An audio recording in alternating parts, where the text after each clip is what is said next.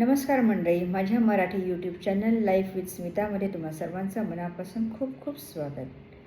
मंडळी, आजचा विषय जरा वेगळा आहे, तेव्हा मी तुमच्याबरोबर थोडंसं 2 गोष्टींबद्दल बोलण्यासाठी हा व्हिडिओ करत आहे. जसं तुम्हा सगळ्यांना माहिती आहे की मी शाळेशी कनेक्टेड आहे आणि मी एका शाळेमध्ये ॲडमिनचा रोल करत आहे. तेव्हा काही घटना, काही गोष्टी मुलांबद्दल जेव्हा ऐकायला मिळतात तेव्हा खरंच मन अगदी सुन्न होतं.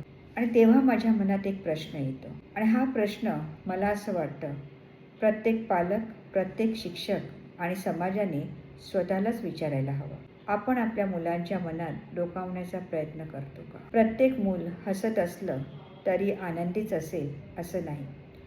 कधी अभ्यासाचं दडपण, तर कधी अपयशाची भीती, कधी एकटेपणा, तर कधी तुलना, तर कधी मनातील भावना व्यक्त करताना अशा अनेक गोष्टी मुलांना आतून त्रास देत असू शकतात. मला असं वाटतं, पालक म्हणून आपण मुलांना फक्त गुण विचारण्यापेक्षा आज तू कसा होतास, तुझा दिवस कसा गेला, हा प्रश्नही रोज विचारायला हवा. शिक्षक म्हणून प्रत्येक विद्यार्थ्यांकडे केवळ विद्यार्थी म्हणून नाही, तर एक संवेदनशील व्यक्ती म्हणून पाहणं खूप गरजेचं आहे. मुलांना उपदेश देण्यापेक्षा समजून घेणारा कान, विश्वास देणारा हात आणि निस्वार्थ प्रेमाची जास्त गरज आहे. जर एखादं मूल सतत उदास दिसत असेल, स्वतःमध्येच राहत असेल किंवा त्याच्या वागण्यात अचानक बदल दिसत असेल, तर अशा गोष्टींकडे दुर्लक्ष न करता त्यांना ऐका, त्यांच्याशी शांतपणे बोला आणि गरज वाटल्यास मानसिक आरोग्य तज्ज्ञांची, सायकोलॉजिस्ट डॉक्टरांची मदतसुद्धा नक्की घ्या. लक्षात ठेवा, प्रत्येक मूल महत्त्वाचं आहे, कारण मुलांची पर्सनॅलिटी फक्त शाळेत घडत नाही. मुलं आपण सांगू तेवढं शिकत नाही, तर आपण कसं जगतो, कसं बोलतो आणि एकमेकांशी कसं वागतो हे पाहूनही शिकतात. जर घरात सतत भांडण, आरडाओरड, तुलना, अपेक्षा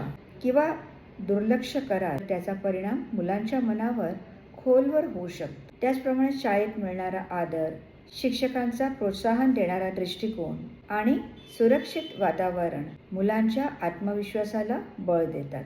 आजच्या काळात सोशल मीडियाचाही मुलांच्या मनावर खूप मोठा प्रभाव होत आहे. कंपॅरिझन, परिपूर्ण दिसण्याचा दबाव आणि इतरांच्या आयुष्याशी स्वतःची तुलना यामुळे अनेक मुलं आतून अस्वस्थ होऊ शकतात. म्हणूनच प्रत्येक शिक्षक आणि पालकांनी स्वतःला हा प्रश्न विचारावा, मी माझ्या मुलांसाठी भीतीचं वातावरण तयार करतोय की विश्वासाचं?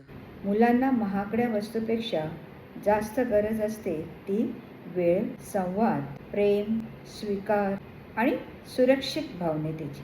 ज्या वातावरणात मुलांना मनमोकळेपणाने चुका मान्य करता येतात आणि जजमेंट न करता ऐकलं जातं, तिथेच त्यांचं व्यक्तिमत्व निरोगीपणे फुलतं.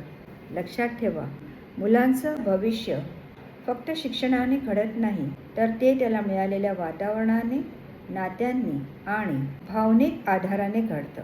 तर मंडळी, आजचा हा व्हिडिओ मी यूट्यूबमध्ये खास स्पेशली शूट केला, कारण बरेच लोक माझा व्हिडिओ बघतात आणि जी लोक बघतात ॲटलिस्ट त्या लोकांपर्यंत मला हा मेसेज द्यायचा होता की आपल्या मुलांना जशी असतील तसे त्यांना स्वीकारा, त्यांना प्रेम द्या, वेळ द्या आणि सर्वात जास्त मोठी गोष्ट, कुठलीही अपेक्षा न करता त्यांच्यावर विश्वास दाखवा.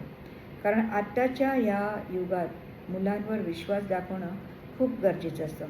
जेव्हा आपण त्यांना विश्वास दाखवतो तेव्हा त्या विश्वासानेच ती लोकं आणखीन स्ट्रॉंग होतात. त्यांचा बॉन्ड त्यांच्या पालकांबरोबर, त्यांच्या शिक्षकांबरोबर, त्यांच्या आजूबाजूच्या वातावरणामध्ये खूप छान त्याचा प्रभाव पडतो आणि ह्याच बॉन्डमुळे, ह्याच फिलिंग्समुळे ते आणखीन चांगले इंटरॅक्ट करू शकतात, आणखीन चांगलं त्यांचे रिलेशन्सला ते मजबूत करू शकतात आणि सगळ्यात जास्त म्हणजे ते आपल्या घरातल्या लोकांवर ते खूप चांगल्या पद्धतीने स्वतःला एक्सप्रेस करू शकतात. तेव्हा आशा करेन की तुम्हीही तुमच्या मुलांबरोबर असंच काहीसं वातावरण देण्यासाठी समर्थ असालच, पण आता ह्याच्यापुढे आणखीन जास्त प्रयत्न करा. ते कधीही चुकीचं पाऊल उचलणार नाहीत आणि उचललं तरी अशा मार्गावर जाण्याच्या आधी ते 10 वेळा विचार करतील.